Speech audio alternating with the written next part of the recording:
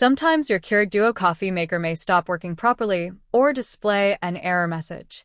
Resetting the machine can help clear small glitches and restore normal operation.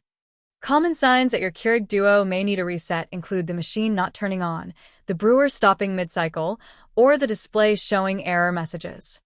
To perform a basic reset, turn off the Keurig Duo and unplug it from the power outlet. Wait about 5 minutes to allow the internal system to fully power down before plugging it back in. If the basic reset doesn't solve the problem, remove the water reservoir and unplug the machine again. Wait several minutes, then reconnect the power and reinstall the reservoir before turning the machine back on.